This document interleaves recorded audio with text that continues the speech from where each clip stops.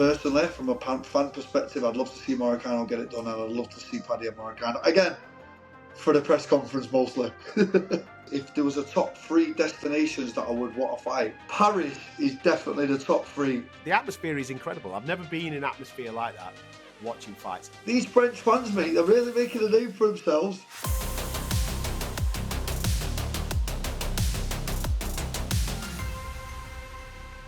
Welcome back to Uncaged from talkSPORT's MMA YouTube channel. Make sure you like and subscribe to the channel. I'm Adam Catteral. Pleasure as always to be in your company. It's a pleasure to be the main man, Brendan Loughnane, as we preview a little bit of Paris action this weekend for the UFC, and the PFL are heading to Scotland. The King of Scotland, Stevie Ray, in action. I'll get to all that in a minute or two. How are you first and foremost, pal? You good?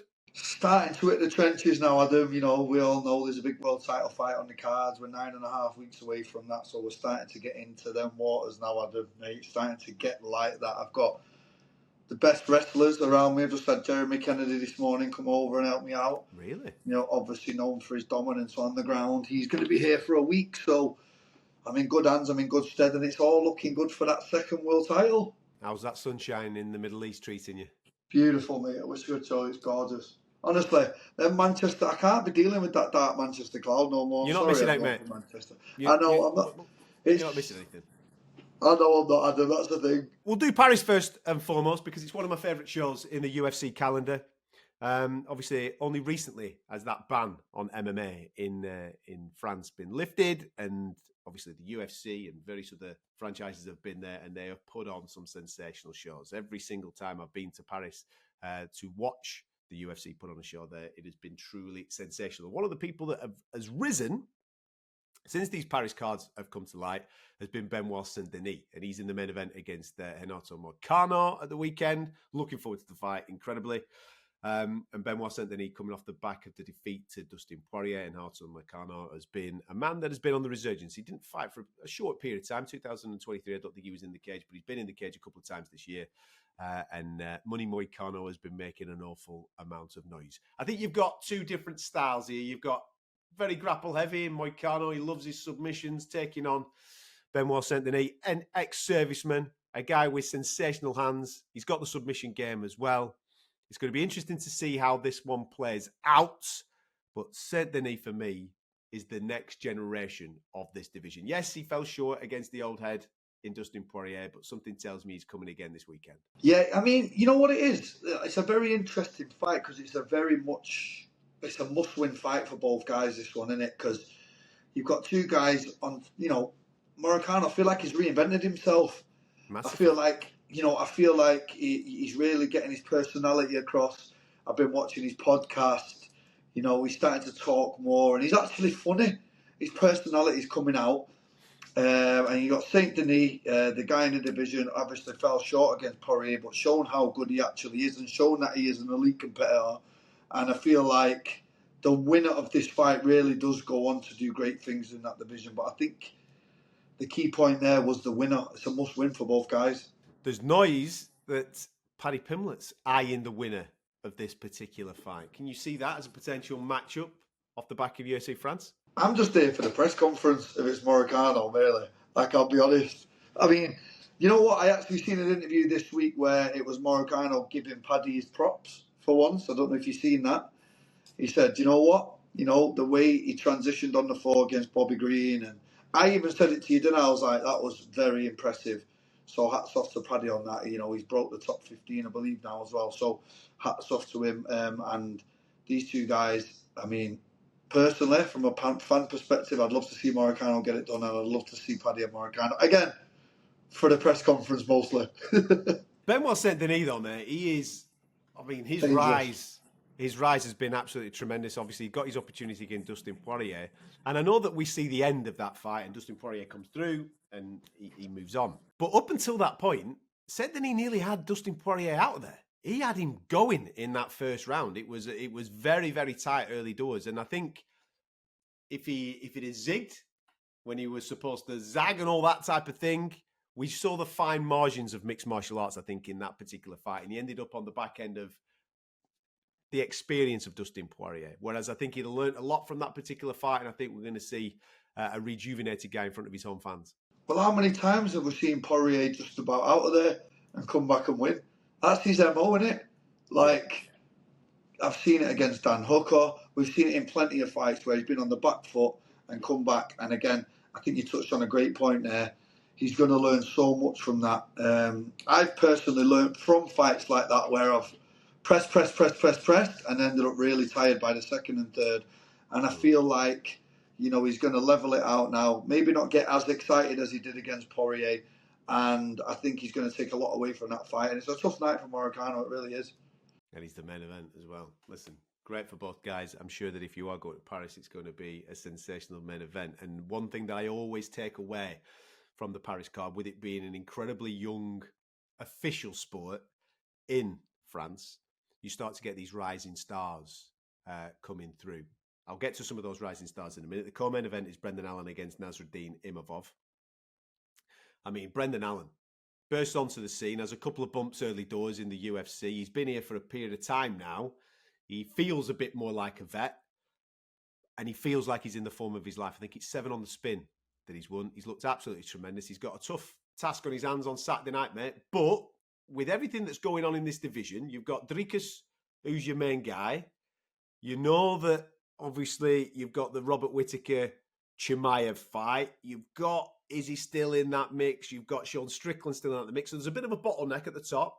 This is the best of the rest. This is an opportunity to punch your ticket and say, oi, forget all this round robin at the top. Give me a shot at the title. I have been massively impressed with Nasruddin. I really have. Honestly, I'm such a fan of his style. He does everything really well. Brendan Allen been on a tear. What a competitive matchup. That really is. Straight down the line, 50-50. It really is. It doesn't get any more competitive than that. He had a bit of, Nasruddin fought Jared Cannonier, and I know that on that record it says he stopped Jared Cannonier, which is a very, very difficult thing to do. There might have been a little bit of controversy in the way that the fight ended. Did it end too early and all that type of stuff? But performance-wise, he was absolutely sensational that night. Yeah. He's a big, long, filthy striker, isn't he? Yeah. They're very impressive to watch. You know, I've been taking a lot from watching his style. I just think he's a really tough guy to beat. He's a mix of youth and experience, and he just does all the small things really well. And I can see him going very far in this division. If I had to throw my money down, I would go Nasruddin in this fight. Let's talk about some French prospects. William Gomi is back, and he is taking on Joanderson Brito. Brito's the guy that Jack Shaw fought when Jack Shaw great to fighter. pieces, and he ended up obviously having that fight called off. He was also slated to fight Dan Ige. Do you remember when Dan Ige fought on an hour's notice at UFC 303 when everything was falling all over the place? He ended up fighting Diego Lopez. Well, he had a fight booked with Joanderson Brito, and Joanderson Brito was kind of the one that, you know, was unlucky in that moment because he lost his fight with Ige. He's been rebooked and he's back on here. He's a savage. He's the kid. Did you say you know him, Joanderson Brito? No, obviously I'm familiar with him. He's in my weight class. I've had fighters that I fought fight him, Bill Aljo and a couple of others. So when I was doing my research, I was watching him and I thought the exact same as you. I thought, who is this kid? You know, he's good, he's young, he's exciting. He's got that real Brazilian style, and I love watching him fight. Taking on a local Frenchman in William Gomi, who's looked solid so far. But this is, again, we talk about matchups in the UFC. It's a sensational matchup. Brian Battle's taking on Kevin Jouzet. Battle, if you remember, Rinat Fakhretdinov. There's a pronunciation for you. Well done. He lost a narrow one to Rinat. He's had a little bit of a troubled year because he had a fight that ended up in a no contest at the start of the year with an eye poke. This is a big one for him because you have them frustrations, you have the defeats, you have the no contest. You can't seem to be able to get that rhythm going. He's away from home taking on Kevin Jouzet, who he stopped Kiefer Crosby on Kiefer Crosby's UFC debut. So a big fight for both fellas. Well, one thing I do know, mate, is if there was a top 3 destinations that I would want to fight, just to touch on, go a bit off subject here, yeah? Paris is definitely the top 3. Rio de Janeiro. What is it with these French fans? Is it because they've been starved of MMA for so long? That's it. And now it's just like PFL went there recently. You had Mbappe there. You Mate. had you had Doumbé walking out with the mattress and the whole theatrics of that. Like, these French fans, mate, they're really making a name for themselves. Mate, it's what, like you say, it's been on the underground for such a long period of time. It was only authorised in Paris I'm sure it was during the pandemic that they gave Which it the is thumbs up. nuts. Come on. Innit? Which is So, insane. a Innit, couple of Adam? years. Yeah, Bellator jumped on it first and foremost, and then the UFC jumped on it, and we had the main event that night was Cyril Gane against Tai Tuivasa, and it was What a fight. unbelievable. What a fight. But a lot of these guys that we're talking about now came through that card and really announced themselves. Like Benoit Saint Denis came through on that card, and you think, geez, who's this fella? And we're going to talk about Fares Ziam in a minute or two. These guys made their announcement. There's a lot of talent in France, man. And those French fans, as you're just pointing out, they love this game. They've got a couple of boxers, but when it comes to fight sports, they don't necessarily have those big staple nights, do they? Obviously, they've got great football teams. You mentioned Mbappe and all those types of characters. They've got all that. They've got a great national football team. But when it comes to fight sports, they don't necessarily have those big nights. MMA is providing those big nights. PFL, Bellator, and obviously the UFC go in there. They come out in their thousands, mate. It's packed from the start to the finish, singing the national anthems during bloody fights, stopping the fight for the national anthem because even the fighters like going, what is this? Absolute cauldron. You're right, man. Before you pack in, we need Brendan Loughnane having a throwdown in Paris, mate. That's what we need.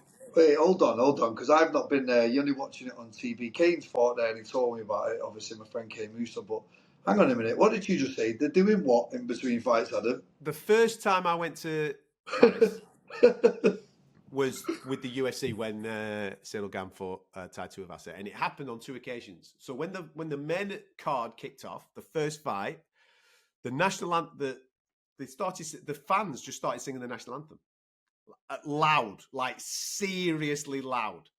And the fighters within it wasn't like planned. The fighters like stopped for a second and like started taking it in, going, this is absolutely crackers in the middle of the fight. And if you go back and watch the main event of Cyril Gane and Tai Tuivasa, first round, the atmosphere is just jumping. It's off the chart. They start singing the national anthem again, and both fighters just stop and like nod at each other and like give it one of them to the fans.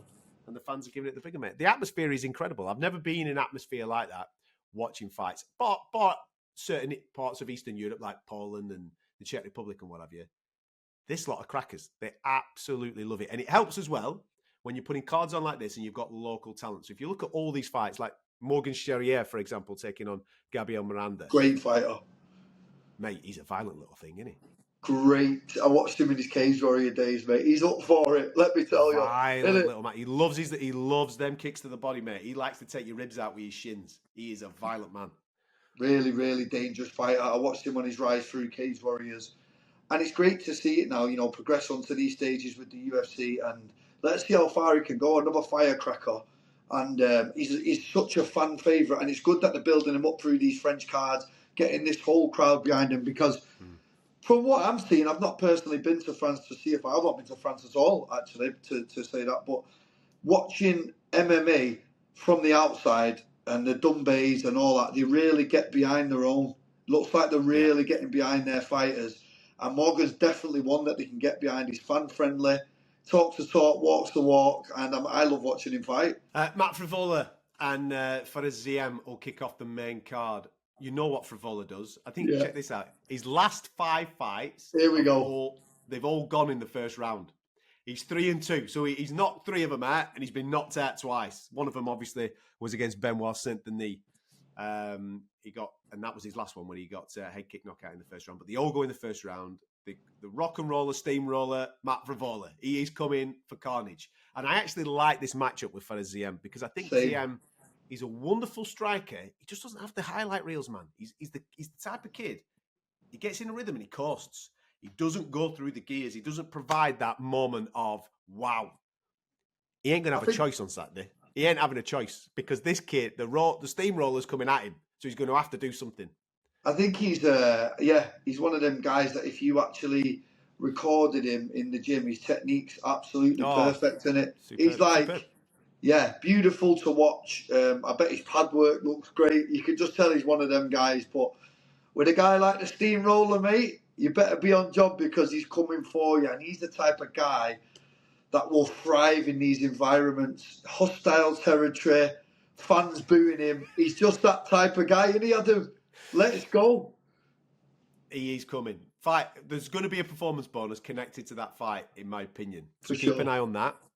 We've got Umar Sy on the prelims against Dewan Jung.